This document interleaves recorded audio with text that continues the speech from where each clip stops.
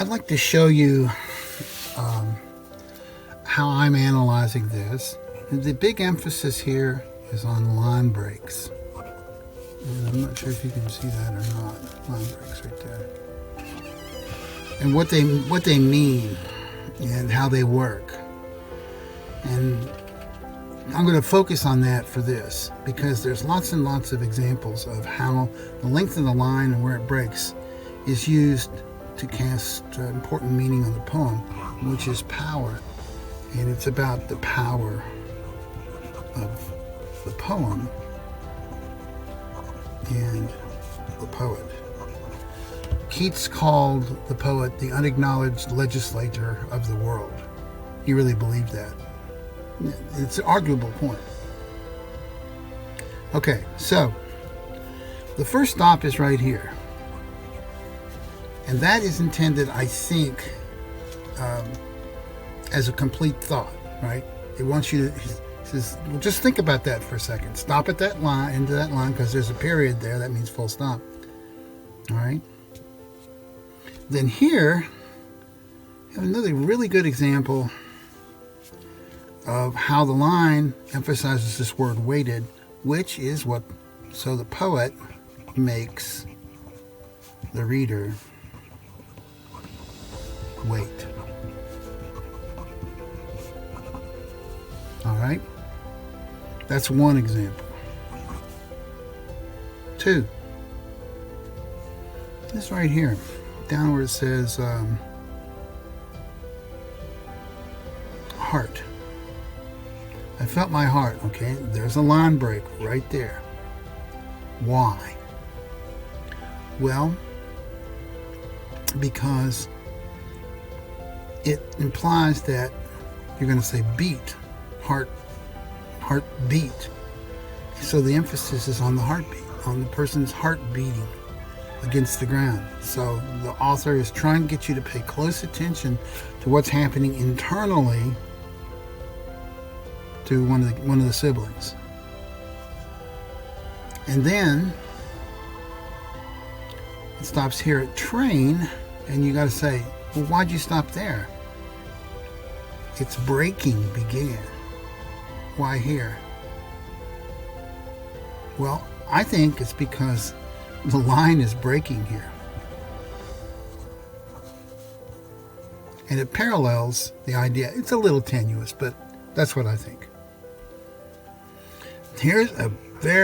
This is a big stop. In other words, the reader's telling you, whatever follows this is going to be super important. And it is, because it talks about the train's wheels tearing like time. So it's like this is one thing here.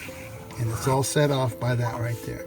And then there's another one right here where it asks you to make the big stop again within the line. Right? So this one teaches you how to look at this one. Into real flannel and denim, shredding the child we had made. Pay attention. Here's another one of these things. It's called long M, until it finally stopped. Okay, so pay attention to this right here. Pay attention to this right here. Close attention. The line stops indicate, they teach us what the poet wants us to know. Then, down here, I have an idea that's called, for me, every one of these line ends is cinematic. So I say cinematic pauses as the camera moves around. And I think the poet is telling the story here, but it's using the line breaks to get us to focus here on screaming, here on waving his arms, running, climbing out, a man, and brother jabbed me. So each one of these has a line end that emphasizes this cinematic view of the narrative.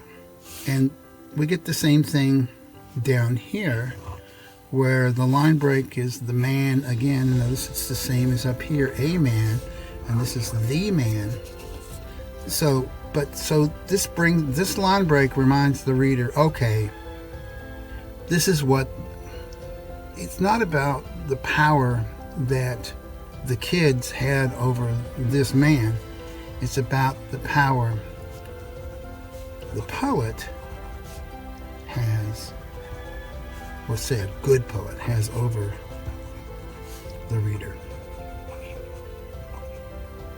And the line breaks are intended to show exactly what, just like a rhythm in a song or a rhyme, it's to help with the poem's meaning, the overall poem's meaning. And it always comes back to the meaning. And that's what I think it is.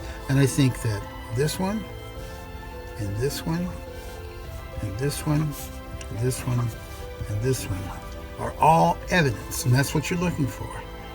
Use the text. Okay? All right.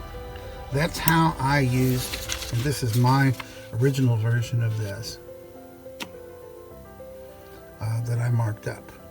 This is about using open form